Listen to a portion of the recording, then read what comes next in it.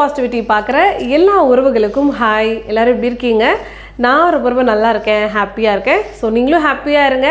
So எப்பவுமே பாசிட்டிவாக இருங்க. முக்கியமாக நிறைய பேருக்கு நான் தேங்க்ஸ் சொல்லணும். நேற்று நிறைய பேர் எனக்கு வந்து விஷ் பண்ணிங்க, கமெண்ட்ஸ் பண்ணிங்க, நிறைய பேர் கால் பண்ணி என்னோட 6th ஆனிவர்சரிக்கு எனக்கு வந்து ப்ளஸ் பண்ணிங்க. ரொம்ப ஹாப்பி, சந்தோஷம். ஏன்னா அவங்க எல்லாத்தையும் நான் நேரில் பார்த்தது கிடையாது.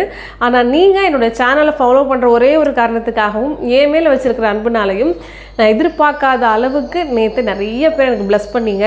ஸோ ரொம்ப நன்றி உங்கள் அன்புக்கு. ஓகேவா, எனக்கு ரொம்ப ஹாப்பியாக இருந்துச்சு.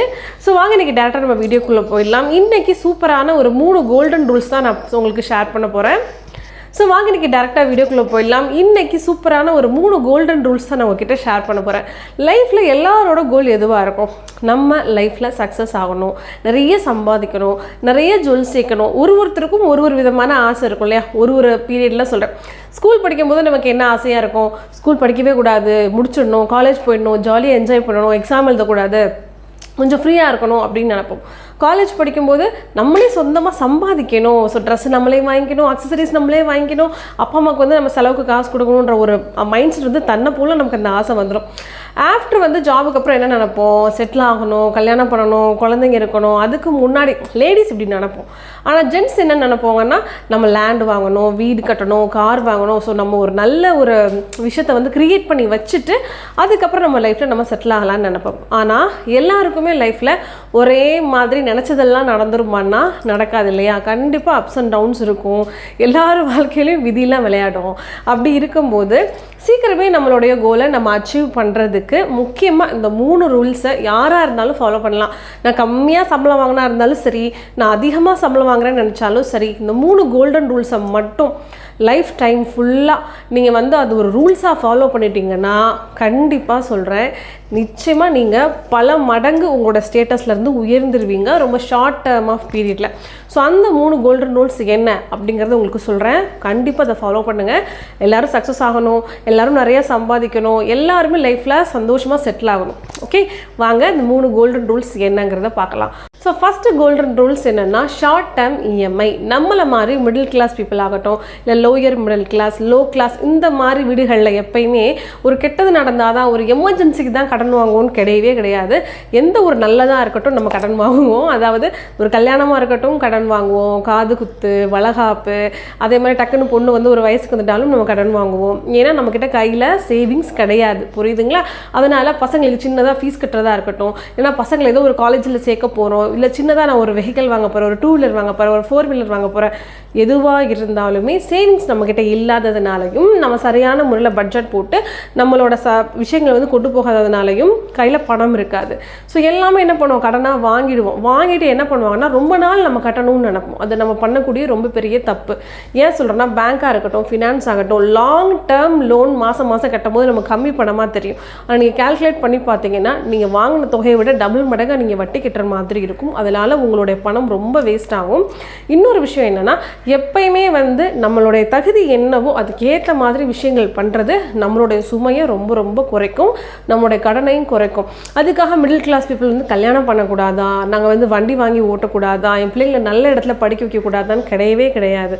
நம்ம என்ன சொல்கிறோம்னா, எந்த அளவுக்கு நம்மளால் ஃபினான்ஷியலாக சப்போர்ட் பண்ண முடியுமோ அந்த அளவுக்கு நம்ம கடன் வாங்கி ஷார்ட் டேர்மாக லோன் போட்டுக்கோங்க. எதுவாக இருந்தாலும் சரி, குறிப்பிட்ட ஒரு சின்ன வருஷத்துக்குள்ளே, 2 வருஷத்துக்குள்ளே, இல்லை ஒரு 3 வருஷத்துக்குள்ளே கடன் அடைக்கிற மாதிரி நம்ம கொண்டு வந்துட்டோம்னாலே ரொம்ப நல்லது.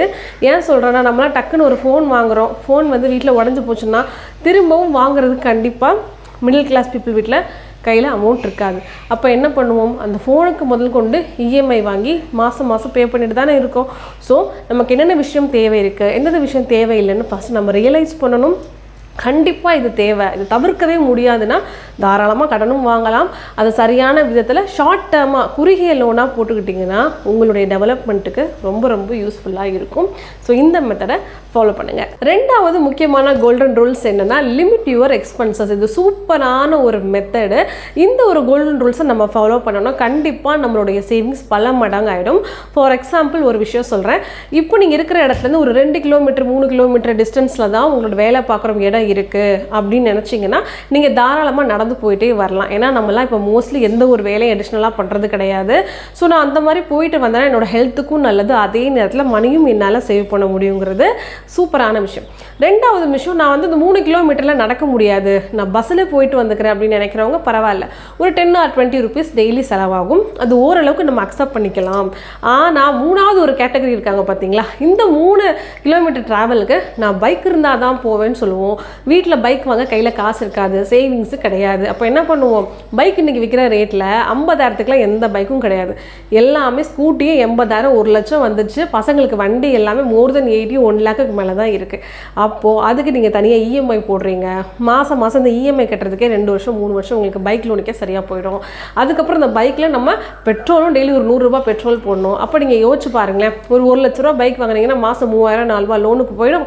ப்ளஸ் ஒரு 2000 ரூபாயோ ஒரு 1500 ரூபாயோ குறைஞ்சது உங்களுக்கு பைக்கு சரியாக போயிடும். ஒரு 4000லேருந்து 5000 ரூபாய் நம்ம ட்ராவலுக்கே செலவு பண்ணுற மாதிரி ஆகிடும். நீங்கள் வாங்கல சம்பளமே 10,000 15,000 தான் இருக்கும்.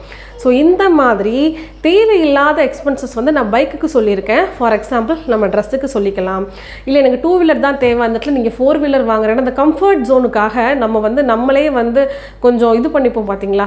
இந்த ட்ரெஸ்லாம் நான் போட மாட்டேன், இந்த ட்ரெஸ் தான் போடுவேன், நான் நார்மல் ஷூலாம் போட மாட்டேன், பிராண்டட் ஷூ தான் போடுவேன், நான் யூஸ் பண்ணுற வாட்ச்லாம் நான் இவ்வளோக்கு தான் யூஸ் பண்ணுவேன், கையில் இருக்கிற ஃபோன் வந்து 30,000க்கு வேணாம், நான் 1 லட்சம் தான் யூஸ் பண்ணுவேன்.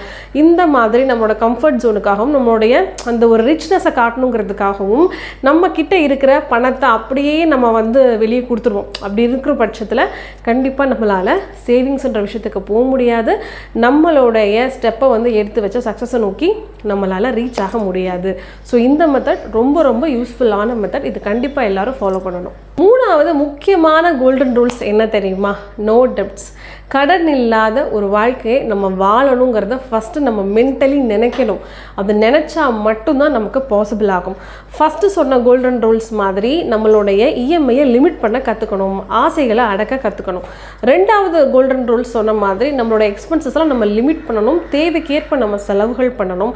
அதுக்காக ஆசைகள்லாம் வருஷம் முழுக்க அடக்கி வைக்கணும்னு சொல்லலை. கண்டிப்பாக நம்ம ஒரு நாள் நம்மளுடைய கோலை அச்சீவ் பண்ணுவோம், நிறைய பணம் நிச்சயமாக நம்ம சம்பாதிப்போம் இல்லையா.